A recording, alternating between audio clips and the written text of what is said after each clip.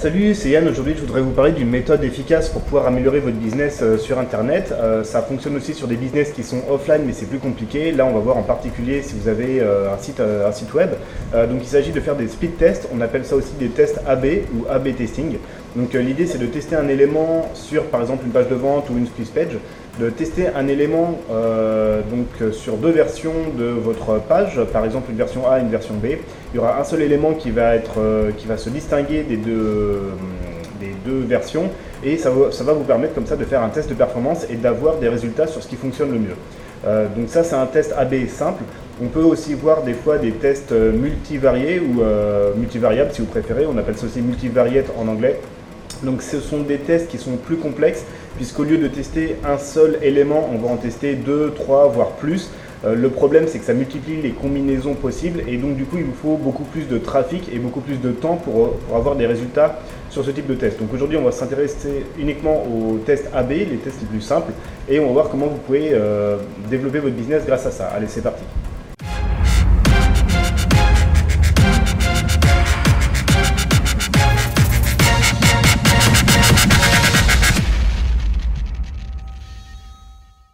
Alors d'abord, pour faire vos tests, il vous faut un outil. Si vous êtes sur WordPress pour votre site internet, vous pouvez utiliser des plugins. Alors il y en a qui sont gratuits pour faire des tests AB et simples.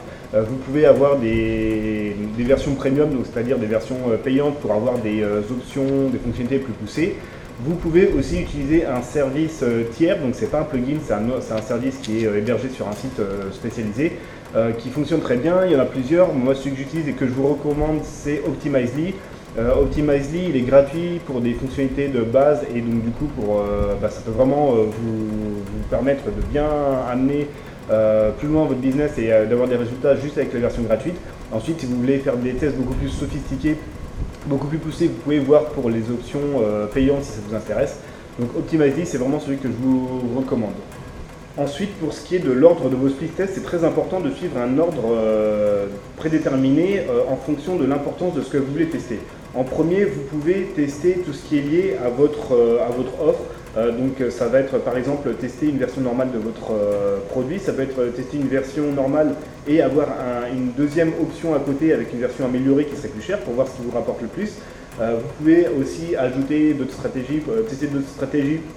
Par exemple, tout ce qui est upsell, donc faire des ventes additionnelles, proposer un deuxième produit une fois que la personne a commandé le premier produit, etc. Donc vous avez tout un tas de stratégies comme ça que vous pouvez tester pour votre offre. Donc votre offre globale, ça peut être un package de produits. Et ce que vous allez mesurer, c'est le revenu moyen par visiteur pour pouvoir comparer telle formule par rapport à telle autre formule concernant votre offre. Ça peut être vos abonnements, ça peut être tout l'ensemble, en fait, tout le package de votre offre. Donc encore une fois, ça peut inclure plusieurs produits et vous allez tester comme ça le revenu moyen par visiteur pour savoir ce qui vous rapporte le plus de chiffre d'affaires. Une fois que vous avez une offre qui est validée et qui vous permet d'avoir un chiffre d'affaires satisfaisant juste en elle-même, vous allez pouvoir tester la stratégie de conversion de vos prospects. Donc par exemple, ça peut être ce qu'on appelle les funnels de vente. En anglais, on appelle ça funnel, sales funnel. Vous avez peut-être déjà vu ça dans des formations marketing. On peut avoir par exemple, après une inscription à par exemple, si vous donnez un cadeau ou quelque chose en échange de l'email sur votre site, vous pouvez faire entrer vos leads, donc vos abonnés, dans une séquence de 3 vidéos où vous donnez du contenu de valeur et qui préchauffe en fait vos abonnés comme ça pour les amener sur une 4e vidéo qui va leur présenter votre formation ou votre logiciel, votre produit à vendre. Donc ça peut être une séquence comme ça en plusieurs vidéos, mais vous pouvez split tester cette stratégie versus une autre stratégie qui serait par exemple uniquement envoyer des séquences d'emails écrits ou tester d'autres cadeaux que vous donnez au fur et à mesure de votre funnel de conversion comme ça. Donc en premier, vous allez tester votre offre. En deuxième, vous allez tester votre stratégie, par exemple les funnels. En troisième, vous allez pouvoir tester les différents contenus. Vous allez pouvoir tester des titres différents pour vos pages de vente, pour vos squeeze pages. Vous allez pouvoir tester des argumentaires différents. Vous allez pouvoir inclure ou pas des vidéos en complément du texte, donc en version écrite pour vos pages de vente par exemple. Et donc vous allez pouvoir tester comme ça tout ce qui est vraiment lié au contenu. Ça peut être également les titres et le contenu de vos emails, notamment les emails pour des ventes flash ou pour des emails qui sont des follow-up, donc des emails qui sont séquencés de manière automatique dans un autorépondeur.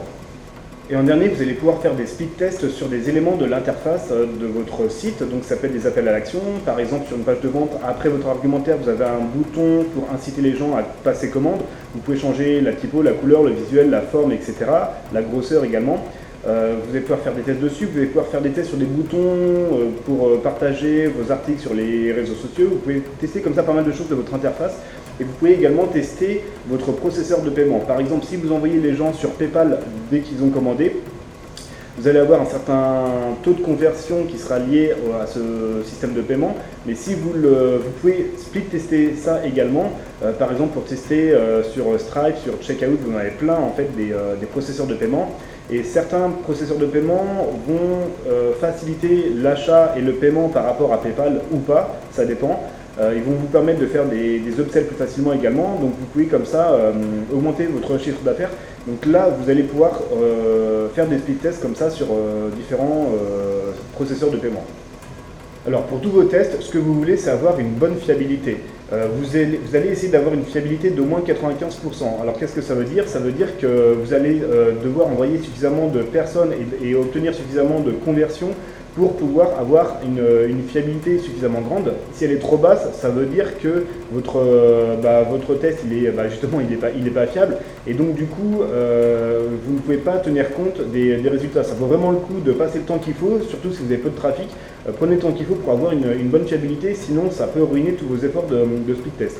Alors, pour avoir des résultats, vous devez au minimum avoir testé 1000 personnes sur une page, donc une page de vente, une sales page ou autre, donc avoir au moins 1000 visiteurs ou avoir au moins 100 conversions par variation. Donc si vous avez une page A et une page B, vous devez attendre d'avoir au moins 100 variations sur chacune des versions pour pouvoir avoir des résultats qui soient fiables un minimum. Alors pour que votre business grossisse, vous allez devoir faire pas mal de speed tests. L'avantage des speed tests, c'est que les résultats peuvent se multiplier entre eux. Par exemple, si vous arrivez à, j'ai n'importe quoi, mais par exemple à doubler votre taux d'inscrits sur votre sales page et qu'ensuite vous doublez vos ventes juste sur la page de vente, et bien le pourcentage d'inscrits et le pourcentage d'achats vont se multiplier. Donc vous allez multiplier votre chiffre d'affaires par 4. Donc ça c'est vraiment important à comprendre, c'est que tous vos split tests, les résultats d'amélioration de vos split tests vont se multiplier entre eux. Alors du coup vous devez faire le maximum de tests, le top c'est de tester tout le temps en permanence.